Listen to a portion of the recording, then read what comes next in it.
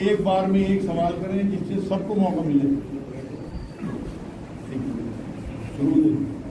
جی آپ نے بنایا کہ بھائی 7 دن میں 5 دن پڑھے زیادہ جو لوگ رمضان شریف میں 3 دن میں 4 دن پڑھ لیتے ہیں 5 دن میں آپ بتاؤ آپ کی سمجھ میں کیا بات ہے. بہت اچھا سوال ہے آپ کا اور بالکل نقطے پہ آپ نے میرے ذہن میں نہیں کی بات.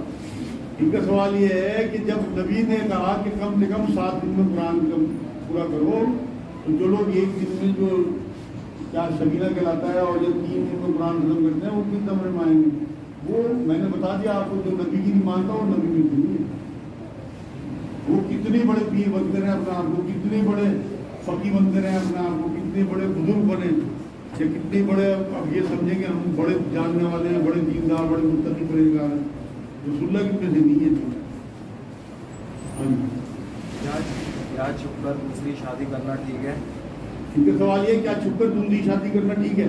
دیکھو جی بیوی کی اجازت کی ضرورت تو نہیں ہے دوسری شادی میں, لیکن چھپ کے شادی کرنا ٹھیک نہیں ہے کیونکہ نبی نے فرمایا کہ نکاح کا عام اعلان کرو. اگر اعلان نہیں ہوا اور آپ نے چند لوگوں کے بیچ میں اپنے دوستوں کے بیچ میں حجاب کو قبول کر لیا, حرام کاری ہے میرے نزدیک. اس حدیث کی ہوئی ہے آپ کو بیوی کی اجازت کی ضرورت نہیں ہے لیکن اللہ اور رسول کی اجازت ہے آپ کو, تو اس میں چھپانے کی تو بات ہی ختم ہو گئی. سبیل کرتے ہیں یا اللہ کے رام کو کچھ طرح کام کرتے ہیں اور اسے گروپ بنا کر واٹس ایپ کے تھرو ایک دوسرے کو بھیجتے ہیں تو یہ ریا کاری کیوں نہیں آتا؟ بڑا اچھا سوال ہے بھائی ان کا کہ ہم جو نیکی کرتے ہیں وہ ہم نے گروپ بنا رکھا اور اس میں نیکی کو ڈالتے رہتے ہیں, یہ ریا کاری میں تو نہیں آتا. بالکل ریا کاری میں آئے گا بھائی, لیکن انٹینشن کے حساب سے فیصلہ ہوگا. اگر آپ کی نیت یہ ہے, کیونکہ بہت سے قرآن کی آیت یہ ہے کہ صدقہ چھپا کے بھی دو اور کھلے ہاتھوں بھی دو, نمائش کر کے بھی دو. اس میں یہی بزرگوں نے لکھا ہے کہ اگر دوسروں کو تلقین دلانے کے لیے آپ نمائش کر رہے ہیں اپنی نیکی کی تو کوئی حرج نہیں, لیکن اگر آپ کا مقصد یہ ہے کہ دوسروں کو نیچا دکھانا یا کمپٹیشن کرنا کہ دیکھ میں نے تو 100 نفل پڑے اس ہفتے میں, دیکھ میں نے تو آدھا قرآن ختم کر لیا, اور اسے واٹس ایپ پہ ڈال دیں تو دوسرا ذلیل سمجھے گا اپنے آپ کو اور حقیر سمجھے گا. یہ ٹھیک نہیں ہے. اس کے حالات اس کے ساتھ ہیں. کیونکہ ایک بار ایک صحابی کو حضور نے فرمایا جب اس نے پوچھا کہ میرے اوپر کیا کیا فرض ہے, تو تیرے اوپر 5 نمازیں فرض نمازیں ہیں اور 30 مجھے فرض رکھے, پیسے ہو تو زکوٰۃ دیتے, پیسے تو ہے. اس نے حضور باقی نفل کے بارے میں تیری اپنی مرضی. اس نے کہا حضور بس میں اس سے زیادہ نہیں کروں گا, اس سے کم بھی نہیں کروں گا. جب اٹھ کے چلا تو جو صحابہ میں بیٹھے تھے کہ جسے جنت نہیں دیکھنا ہو جانا. تو اس لیے نفل عبادات جو ہیں وہ اگر آپ شو کر رہے ہیں تو اس میں شیطان کبھی بھی آپ کو بہکا سکتا ہے. میرے نزدیک سوچنا چاہیے.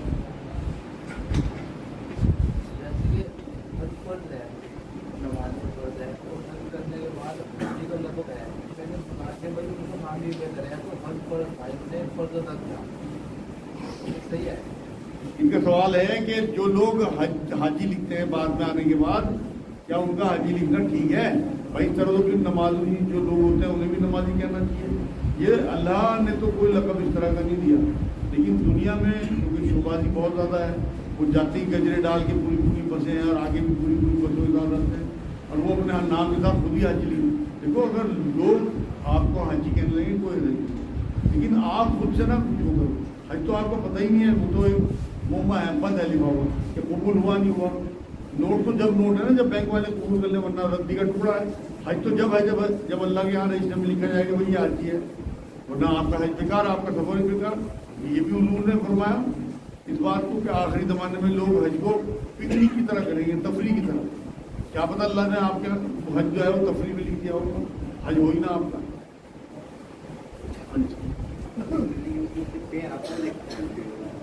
اپنے اردو والے پہ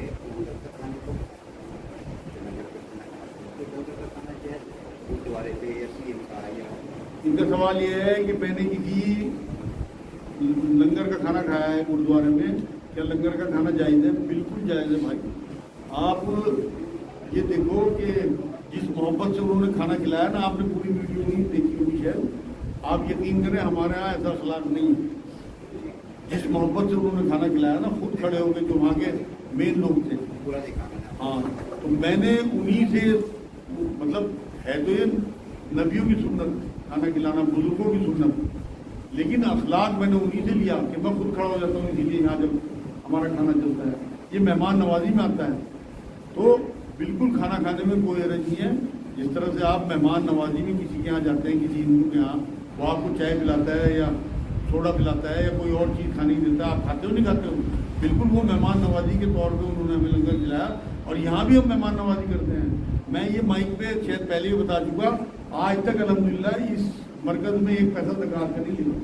जो मेरे भाइयों की और मेरे बच्चों की पाक कमाई है, मेहनत की, वो लगता है। कोई डोनेशन किसी का नहीं है अल्हम्दुलिल्लाह, ना कोई सरकार का पैसा अपना लगता है। क्योंकि मैं खुद इसीलिए आप लोगों के साथ बैठता हूँ कि आपका जहन खुल जाए, क्योंकि कोई अपनी ज़कात खुद नहीं खा सकता।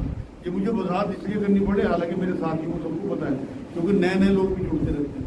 तो इसलिए बेफिक्र हो गया, हमारा एक दस्तरखान सबका है, आप किसी को भी ला सकते हो। आप यहाँ मेज़बान हो, मेहमान नहीं हो, आप अपने साथ मेहमानों को ला सकते हो। पूरी खुली इजाज़त है। जब हम भीड़ बढ़ती हुई देखेंगे, हम 10 देर उतरवा दिया करेंगे इंशाअल्लाह, अगर अल्लाह ने हजत बयान के वक्त अमली को डालते हैं और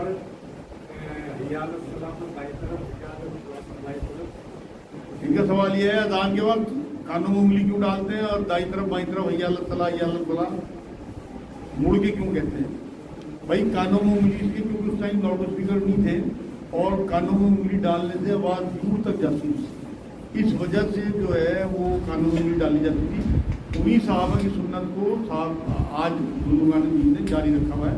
हालांकि अब कानून में उंगली डालने की ज़रूरत नहीं है, लेकिन क्योंकि वो हमारे बड़े थे, बुजुर्ग थे, वो जो हरकतें कर गए, उनकी हरकतें करने से शायद अल्लाह के पसंदीदा बंदे हम बन जाए। दूसरा सवाल आपका, इधर उधर या अल्लाह सलाह या अल्लाह सलाह क्यों कहा जाता है? वो इसी वजह से कि दूर तक आवाज़ जाए। मान लो सीधे तो आपने अज़ान सुनी दी, और आओ फला की तरफ, आओ सलात की तरफ, ये चारों तरफ मतलब फैल जाए अज़ान की। एक मनादी है अज़ान कि आप बुला रहे हैं लोगों को कि आओ नमाज की तरफ, आओ फला की तरफ, इसलिए इधर उधर घूमा जाता है। हाँ जी, ये कहा जाता है कि मरने के बाद कब्र के अंदर जन्नत की जो अच्छा होता है उसके लिए जन्नत की खिड़की खोल दी जाती है, जो बुरा होता है उसके लिए जहन्नम। और ये भी कहा जाता है कि मरने के बाद, मौत के बाद रूहें लीन और सिज्जीन में इकट्ठी हो गई हैं। तो मौत के बाद क्या कॉन्सेप्ट? बड़ा अच्छा सवाल है भाई इनका। कब्र का जो मामला है उसमें कहते हैं कि हिसाब किताब के बाद ये भी हदीस है कि या तो कब्र जो है वो दोज़ख के गढ़ों में से एक गढ़ा है, जन्नत के बागों में से एक बाग है, खिड़की खोल दी जाती है, सब हदीसें हैं। ये आप यूँ समझो कि हमारी डेथ के बाद जो कब्र का पीरियड शुरू होता है ना, उसे ही आलम बरज़ख कहलाता है, वही उसी में लीन और सिज्जीन आता है। ये तो आपको मिट्टी का एक ढेर जो दिख रहा है यहाँ, ये कब्र नहीं है। असल कब्र आपकी आलम बरज़ख है, जो आड़ की ज़िंदगी आपकी शुरू होती है। उसी में आपको जो सिज्जीन और लीन कुरान बयान करता है कि बुरी रूहें और अच्छी रूहें, वही कॉन्सेप्ट है कि जो बुरी रूहें हैं उन्हें दोज़ख की तपिश आनी शुरू हो जाती है, और जो अच्छी रूहें हैं उन्हें जन्नत के बागों की खुशबू और हवाएं आनी शुरू हो जाती हैं। तो ये कब्र, इस कब्र को आप कब्र ना समझो, बल्कि जो लीन और सिज्जीन है वो कब्र का हिस्सा है। हाँ जी, तलाक अल्लाह को नापसंद है तो हलाल क्यों है? तलाक, इनका सवाल ये है कि तलाक जब अल्लाह को नापसंद है तो हलाल क्यों है? भाई इसीलिए अल्लाह ने हलाल रखी नापसंदीदा होने के बावजूद भी, कि मान लो कोई मर्द फंस जाए, किसी कोई लड़की कोई दिखा दी जाए, उसे कोई दूसरी दे दी जाए, तो वो उसे तलाक दे दे। मान लो किसी औरत को बच्चे ना हो रहे हों तो वो उसे तलाक दे सकता है, अगर वो नहीं मानती दूसरी शादी को, एक्सेप्ट नहीं करती उसकी। इसी तरह से मान लो बद दिमाग हो, बद चलन हो औरत, तो वो छोड़ सके। इसी तरह औरतों का भी मामला है, जो औरत जो है अगर किसी नामर्द के यहाँ फंस जाए तो वो तलाक ले सके, खुला ले सके, दबाव डाल के तलाक ली जा सकती है। इसी तरह से उसे अपना जो मर्द है वो कमाऊ ना हो, मारपीट करता हो, जुल्म करता हो, तो सारी उम्र वो औरत उसके नीचे ना फंसी रहे। इसलिए अल्लाह रब्बुल इज़्ज़त ने नापसंदीदा होने के बावजूद तलाक को हलाल रखा। हालांकि अल्लाह को पसंद नहीं है, पसंद इसीलिए नहीं है कि लोग इसका मिसयूज़ करते हैं। अल्लाह को पता था मिसयूज़ करेंगे, इसलिए पसंद नहीं है, वरना हलाल है। क्या माँ बाप के कहने पर तलाक दे सकते हैं? इनका सवाल है क्या माँ बाप के कहने पर तलाक दे सकते हैं?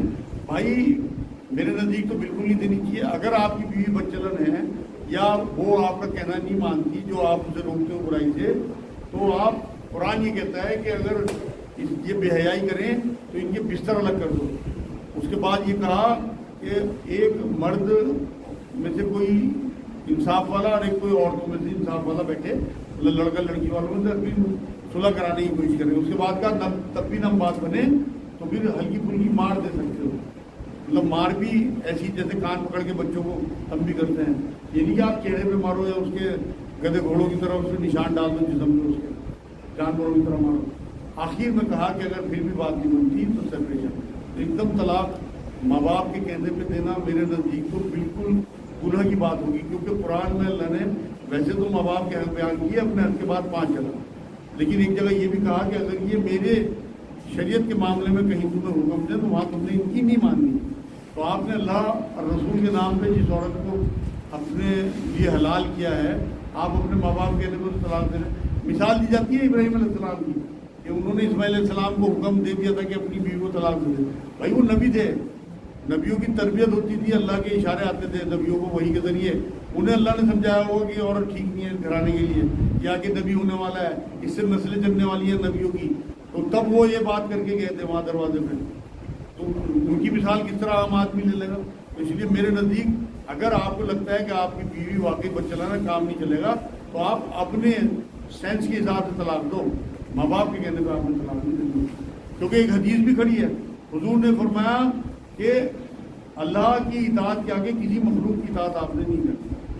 आप बोलो।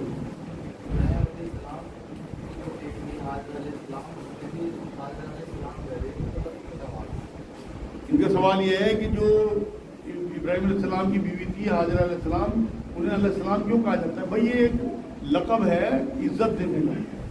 आप मतलब नबियों के साथ जुड़ा हुआ था और नबियों की बीवी जो हैं कुरान में सारा अलैहिस्सलाम को अहले बैत कहा जाता है। तो जो भी अहले बैत या अल्लाह की नज़र में नबियों की बीवी हैं उनके इज्जत का नाम लेना आपके लिए मतलब वाजिब है आपके लिए। आप कुछ पूछे जैसे कि हम हिंदी सवाल तो वहाँ खाना दिया है, बहुत से आदमी बसों में भी मिठाई का बांट दे। उनका सवाल ये है बसों में मिठाई बांटते हैं लोग, क्या वो भी खा सकते हैं? बिल्कुल। अगर उसमें कोई आपको देखो, अगर उन्होंने कोई मूर्ति साथ में ली हुई है वो प्रसाद दे रहा है आपको, वो तो आपके लिए हराम है। लेकिन अगर किसी के बेटा हुआ या कोई और खुशी का मामला है और वो मिठाई खिला रहे हैं आपको, बिल्कुल आपके लिए जाएगी,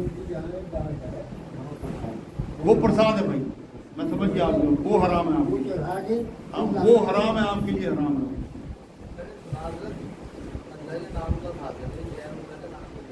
इनके सवाल ये अल्लाह के नाम पे खा सकें, गैरुल्लाह के नाम का नहीं खा सकते। कोई मैं इन्हें जवाब दे रहा हूँ कि अगर वो किसी मूर्ति के आगे ला के पूरी मिठाई और उसे घुमा के बत्ती करके और फिर इनके आगे ला रहे हैं तो वो हराम है इनके लिए, क्योंकि वो गैरुल्लाह का नाम लिया गया उसका।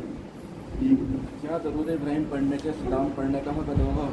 इनका सवाल यह है दरूद इब्राहिम जो हम नमाज में पढ़ते हैं क्या वो पढ़ लेने से सलाम का हक अदा होगा? क्योंकि कुरान में सूरह अहज़ाब आयत 56 में अल्लाह ने कहा कि लोगों अल्लाह उसके रसूल अल्लाह और उसके फरिश्ते नबी पे दुरूद भेजते हैं, सलाम भेजते हैं, तुम भी दुरूद और सलाम भेजो। तो उसमें सलाम का हुक्म है, क्या वो सलाम का हक अदा हो जाएगा? बिल्कुल नहीं अदा होगा।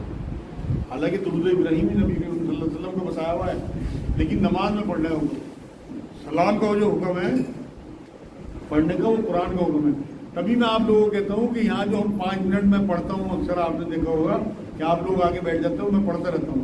हफ्ते में एक दिन कम से कम ये 5-10 मिनट सलाम जरूर पढ़ा करो नबी पे, और नबी का ही बताया सलाम। अब तैयार में जो आप अय्युहन नबी अस्सलाम अलैका अय्युहन नबी कहते हो, वो सलाम ही पढ़ना है। तो सलाम अलैका अय्युहन नबी जरूर पढ़ा करो दिन में 10-5 दफ़ा या एक आध तस्वीर। वो सलाम का हुक्म पूरा हुआ जो कुरान में अल्लाह ने दिया। और कम से कम अगर आपको दिनों में याद नहीं रहता तो यहाँ आप ज़रूर बैठा करो 5-10 मिनट, वो कि हम सलाम पढ़ रहे हैं नबी अकरम सल्लल्लाहु अलैहि वसल्लम। हाँ जी। गुनाह की नियत हो और गुनाह करने का मौका ना मिला हो या गुनाह ना किया हो तो क्या इस पर जो है मतलब अज़ाब होगा, गुनाह लिखा जाएगा? इनका सवाल ये है गुनाह की नियत हो, गुनाह करने का मौका ना मिला हो तो क्या इस पर पकड़ होगी? देखो जी, नबी ने तो फरमाया कि इस उम्मत की खसूसियत में बात है कि इनके वसवसों पे पकड़नी है, इनकी सोच पे पकड़नी है, जब तक ये अमल ना करे। क्योंकि जो हमारे फरिश्ते बैठे हैं ना, ये नियत नहीं देख रहे, ये अमल देख रहे हैं, अमल लिख लेते हैं। अगर उसे मौका नहीं भी मिला तो अल्लाह ने नहीं चाहा कि इसे ये बुरा काम करे, तो अल्लाह ने हिफाजत करी। अब मेरे साथ, मैं ईमान से कह रहा आपको, ऐसे ऐसे वाकई एक नहीं हुआ, कई हुए। जवानी के दिनों में मतलब ऐसी मेरी हिफाजत की है अल्लाह ने कि अगर मैं आपको बता दूँ आपके रोंगटे खड़े होंगे, मतलब इस तरह से अल्लाह ने मेरी हिफाजत। हाँ जी, आप बताओ पीछे। नबी अलैहिस्सलाम को मासूम बताया गया, गुनाहों से पाक सूरह फसाद में जिक्र किया गया। और आज क्या हुआ कि ये जो अगले गुनाह और पिछले गुनाह है, अगले और पिछले गुनाह माफ कर दिए जाएंगे। कौन से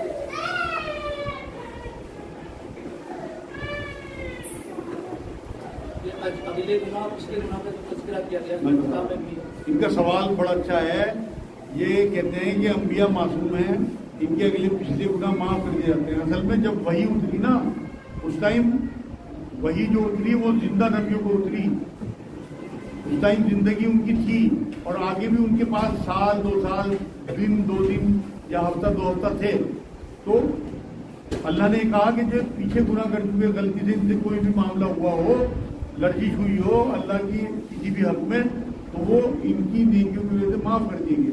और अगर ये जिंदगी में आगे भी इनसे कोई लर्जिश होनी होगी, मैंने वो भी माफ कर दिया। देखो आप ये देखो कि अल्लाह रब्बुल इज्जत आसमानों पे है, उसे हमारा फ्यूचर जो आज हम जिंदा है वो भी दिख रहा, फ्यूचर भी दिख रहा, आने वाला कल भी और पिछला कल भी। जब अल्लाह माफ करता है ना किसी को, तो वो तीनों उसकी जिंदगी देख के माफ करता है। इसने पीछे क्या किया, आज क्या कर रहा, आगे भी। जो कुरान में सहाबा इकराम के बारे में आया ना, रज़ी अल्लाह ताला अन्हु, कि मैं इनसे राजी हुआ, तो अल्लाह उनकी सारी जिंदगी देख के राजी हुआ। हालांकि वो तो जिंदा थे, जिहाद कर रहे थे, रसूल अकरम सल्लल्लाहु अलैहि वसल्लम के साथ जिंदगी गुजार रहे थे, लेकिन कहा रज़ी अल्लाह ताला अन्हु कि मैं इनसे हमेशा के लिए राजी हुआ। उनकी पिछली जिंदगी देख के, आज की जिंदगी देख के और आगे का फ्यूचर भी देख के। हालांकि बाद में जंगें भी हुई, आपस में भी लड़े साहबा, लेकिन तमाम गुनाह उनके अल्लाह ने माफ कर दिए, उनकी नेकी हुई। क्या इस्लाम में उंगलियां चाटना मना है? इनका सवाल यह क्या इस्लाम में उंगली चाटना मना है? भाई इस्लाम में उंगली चाटना सुन्नत है। नबी अकरम सल्लल्लाहु अलैहि वसल्लम ने तलकीन फरमाई इस बात, और ये कहा कि ये मतलब हाजमे के लिए बहुत बढ़िया है, ये मेडिकल साइंस से भी साबित है।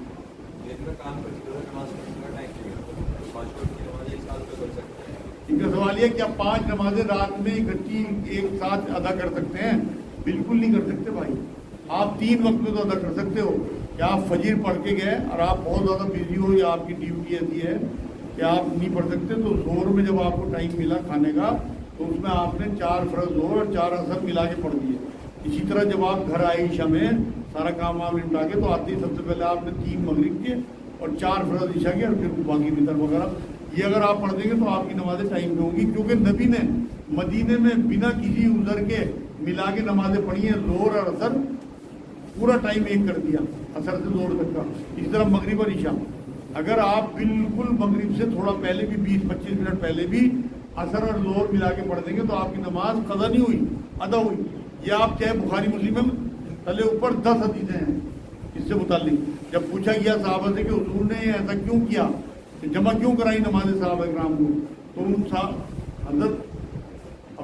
हज़रत अब्बास रज़ी अल्लाह ताला अन्हु से शायद मरवी है मामला, कि जब उनसे पूछा गया कि हुजूर ने इस तरह मदीने में बिना किसी उधर यानी बारिश या कोई बीमारी या कोई सफ़र, उसके बिना नमाजें मिला के क्यों पढ़वाई, कि उम्मत की आसानी के लिए।